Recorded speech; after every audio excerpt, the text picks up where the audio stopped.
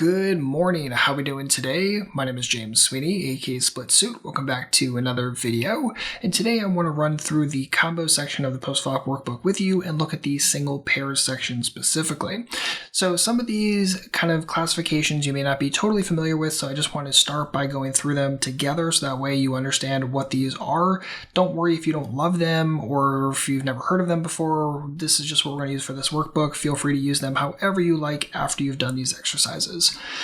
So essentially we have 5 different classifications in this section. We have overpairs, which of course are overpairs to the board. So if the board is Jack 8, 3, 6, then an overpair would be pocket kings or queens or aces. Top pair is obviously anything that pairs the top card regardless of the kicker. So ace jack is top pair on Jack 8, 3, 6, as is Jack 10.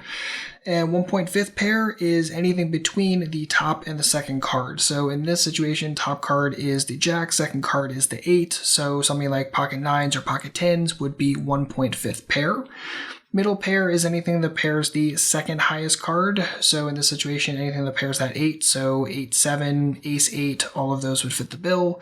And then bottom and under pair in this situation would be 4, 3, or pocket deuces would also fit the bill for bottom and under pair in this spot.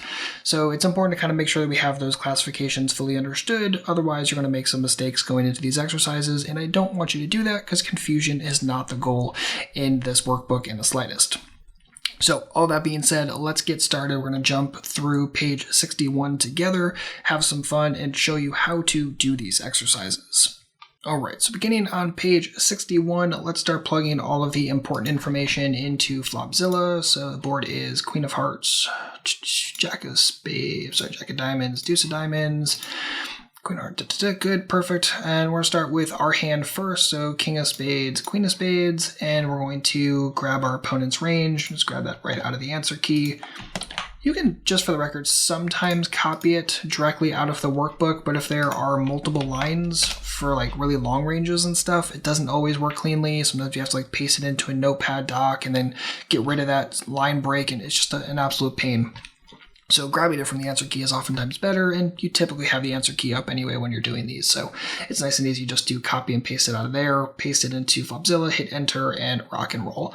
So this is the range that we see over in the workbook itself, and let's get rocking and rolling. So very similar to the combos from the Nutter section, we're doing this a couple different ways. So when we have King Queen, and again, with this board against that range, how many combos exist of all of these hand classifications that we just went through when they have just their range and when they have all possible starting hands? And then we're going to do the exact same thing when we hold a different starting hand instead. It gives us more reps in a single spot, which is nice and helpful. And it also helps us see how many combos exist in like a realistic situation versus when our opponent has everything. So that way we can see what is the maximum number of combos of those kind of hand classifications. So let's get started and rock and roll and get going on this one. All right, so one of the things I find to be helpful when I'm doing these is to get rid of all of the selections in the center. And by the way, if you hit the tab key, you can rotate between the percentage mode, which you see right here, to combo mode, back and forth, back and forth. Obviously for this one, because we're dealing with combos, combos are preferred. And I'm just going to set a color for each of these. So I'm going to set a color for overpairs. I'm going to set a color for top pair. I'm going to set a color for middle pair. I'm going to set a color for bottom and under pair. Perfect. And yeah, so it kind of depends. Some settings will show up or not be available depending on what the board is, right? So we don't have any 1.5th pair because there's no 1.5th pair available because there's no gap between the top 2 cards. If it were that instead, notice now that we have pocket pair below top card, which is 1.5th pair. If the bottom card were different, say a 5, now also we could have pocket pairs below the board. So some boards will allow for those things, others will not. Let's make sure we have the board correct again. So queen, jack, deuce, perfect.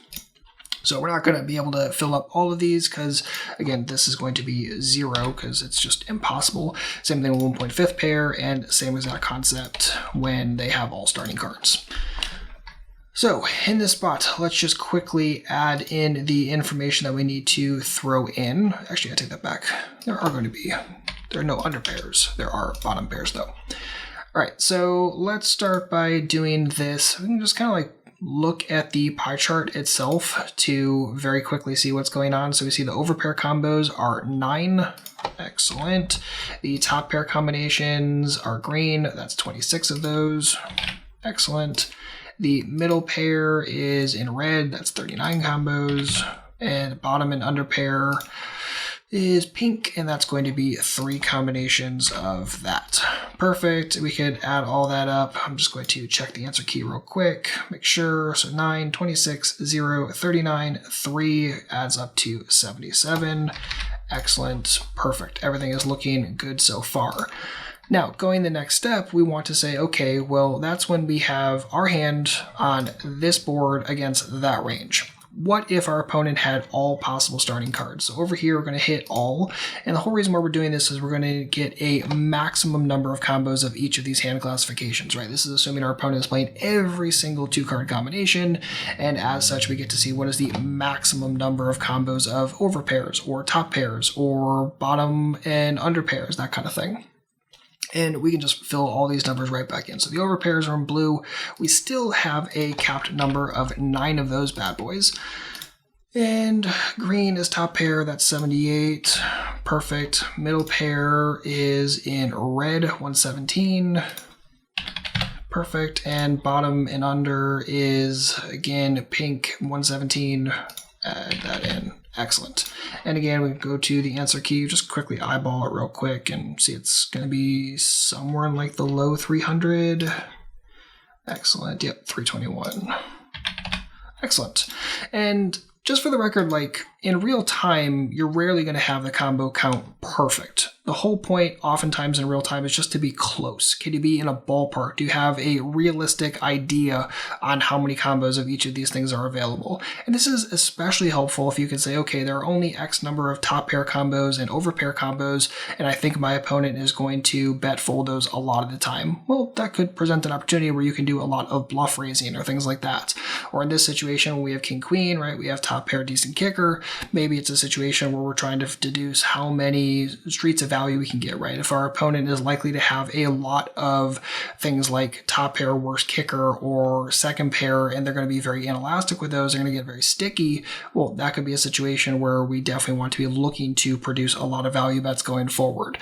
But if we don't have any idea on how many combos they can have of that and what the density of their overall range looks like, that can be a little bit more difficult to deduce. So this is very, very helpful, very, very important.